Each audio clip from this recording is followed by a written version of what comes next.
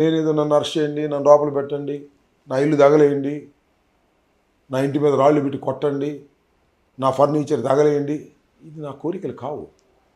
ఇవి ఈ రాక్షస ప్రభుత్వం వ్యవహరిస్తున్నటువంటి విధానాలు తెలిసిన తర్వాత ఇలాంటివి జరుగుతాయని ఊహించి వాటికి ప్రిపేర్ అయ్యే క్రమంలో నేను మాట్లాడిన మాటలు మీకు అలా అనిపిస్తే అది మీ పొరపాటు తప్ప నా ఎక్స్ప్లెనేషన్ మాత్రం ఇది. అంటే కోరుకుంటారు. టీడీపీ కూడా పదే పదే ఇదే మాట మాట్లాడుతుంది. ఎందుకంటే ఉద్దేశపూర్వకంగానే చంద్రబాబు నాయుడు ఒక ముఖ్యమంత్రి స్థాయిలో ఉన్న వ్యక్తిని దుర్భాషలాడితే ఖచ్చితంగా అరెస్ట్ అవుతారు. కాబట్టి తాను టీడీపీ నేతలు కూడా చాలా తెలియక చెప్తున్నారు. ఎవరిని తిరిగితే ఎప్పుడు అరెస్ట్ చేసే అంటే మీ పొలిటికల్ కెరీర్ని పెంచుకునేదనుకో, లేకపోతే ఒక కాపు నాయకుడిగా పెద్ద స్థాయిలోకి రావడానికో చాలా తప్పుడు అభిప్రాయం అది. సీఎంను కాదు, పిఎంను కాదు, ఎవరిని కూడా దూషిస్తే it is a bailable section. దానికి లోపల పెట్టి అవకాశం లేదు, హక్కు లేదు. దూషిస్తే బెటరు. ఇన్ని దూషించేందుకు బెటర్ అనుకున్నారా? ఇంకా చాలా యాడ్ చేశారు దానిలో.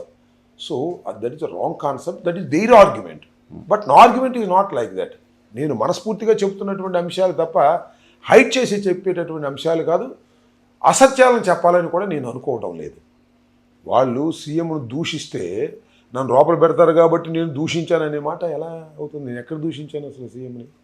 సీఎంనే దూషించలా. నేను ఏమన్నా ప్రెస్ మీట్ పెట్టి మాట్లాడానా? నేను ఏమన్నా బహిరంగ సభలో మాట్లాడాను? It is an accident. ఒక ఇన్సిడెంటు నాకు తెలియకోకుండా క్రియేట్ అయింది. నా మీదకి రాడ్లు పిచ్చుకొచ్చారు, నా మీద కర్రలు పిచ్చుకొచ్చారు, నా కారు పగలగొట్టడానికి ప్రయత్నం చేశారు, నన్ను భయంకరంగా తిడుతున్నారు. ఆ సందర్భంలో నేను ఆవేశంగా కొన్ని మాటలు వాడాను. వాడు రియలైజ్ అయ్యానే, పశ్చాత్తాపడ్డానే, మళ్ళా వచ్చి మీడియా ముందు చెప్పుకున్నానే. ఎవడు చెప్పాడు ఈ రాష్ట్రంలో? ఏ పొలిటీషియన్ చెప్పాడని అడుగుతున్నా. ఏ పొలిటీషియన్ అసభ్యంగా మాట్లాడలేదు ఇంతకుముందు?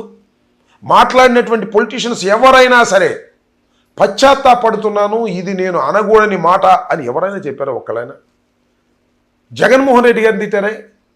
ఎవరన్నా చెప్పారా? సో ఇవన్నీ ఏదో ఆర్గ్యుమెంట్ సేక్ కోసం వాళ్ళు మాట్లాడితే మాట్లాడవచ్చు, కానీ ఇవి కానీ పొరపాటున ఒక వర్డ్ వచ్చింది. ఎస్, మీరు ఏమంటున్నారు? నేను ఉద్దేశపూర్వకంగా అనలేదు, నేను పొరపాటున ఒక మాట అనేసాను అని. దాన్ని నేను రియలైజ్ అయ్యాను అని. కానీ అది దానికంటే ముందు మీ వాహనంలో మీరు మాట్లాడుతున్న బూతులు, లేదు మీరు మాట్లాడుతున్న అరుపులు అన్నీ కూడా, అది మీ వాహనం ఇన్సైడ్ జరిగిన వీడియోస్ కూడా బయటకు వచ్చాయి. సో అంటే అక్కడి నుంచే మీరు ప్రొవోక్ అవుతున్నట్టుగా.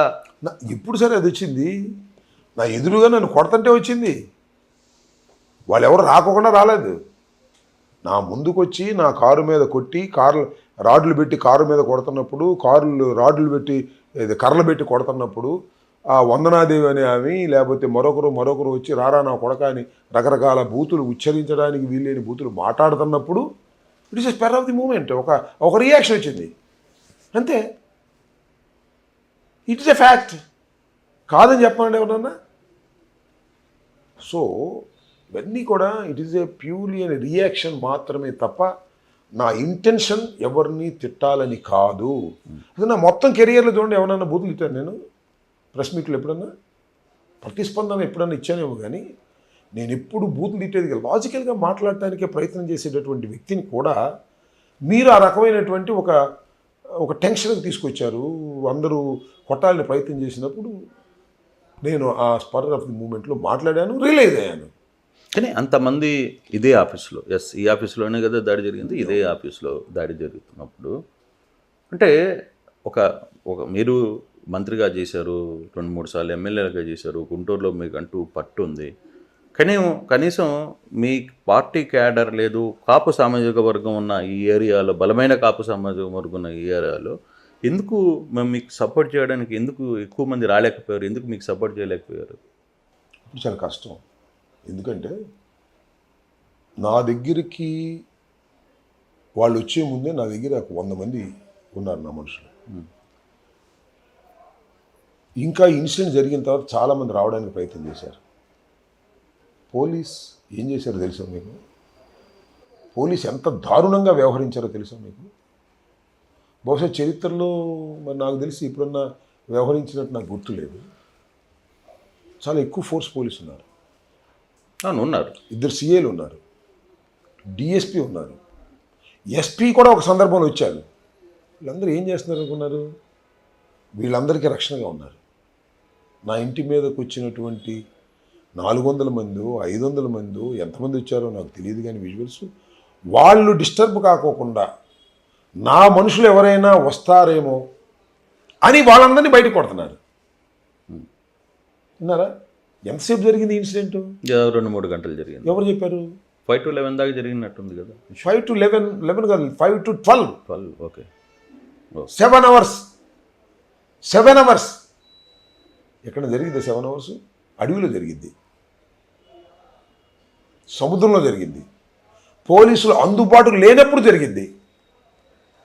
7 hours నడిబొడ్డులో నా ఇంటి మీద, నా ఆఫీసు మీద దాడి చేస్తుంటే ప్రేక్షక పాత్ర వహించినటువంటి పోలీసుల్ని ఏమనాలి చెప్పండి నాకు. చాలా సంఘటనలు జరిగాయి, తప్పు రైటో మేము ఉన్నప్పుడు జరిగాయి, మా అధికారులు ఉన్నప్పుడు జరిగాయి. ఏంటి ఆ సంఘటనలు? ఓ గబగబా ఒక 50 మంది వస్తారు, గడ్డలేస్తారు, లేదా ఫర్నిచర్ పగలు కొడతారు, కారు పగలు కొడతారు, పారిపోతారు. ఇది అది కాదే. 5ంటికి వచ్చారు, వాళ్ళు అలుపోసిన తర్వాత వెళ్ళారు. ఎప్పుడైనా చూసారా భారతదేశ చరిత్రలో ఇలా? ఇక్కడ చూశారు. అంటే కంప్లీట్గా పోలీసే దగ్గరుండి చేయించిందా, మానిటరింగ్ చేసిందా? 100%. మీరు మనసు పెట్టి ఒకసారి ఆలోచించండి న్యూట్రల్గా. 7 గంటల సేపు ఒక ఇన్సిడెంట్ జరిగిందండి. ఎస్పీ వచ్చి ఎందుకు వెళ్ళిపోయాడు? ఇక్కడ ఎంతమంది సేలు ఉన్నారు, ఎంతమంది మెన్ ఉన్నారు చెప్పండి. దీనికి సమాధానం ఇవ్వాలి. కాకపోతే ఇప్పటికైనా చెప్పుకోవాలి సమాజానికి, వాళ్ళ అంతరాత్మ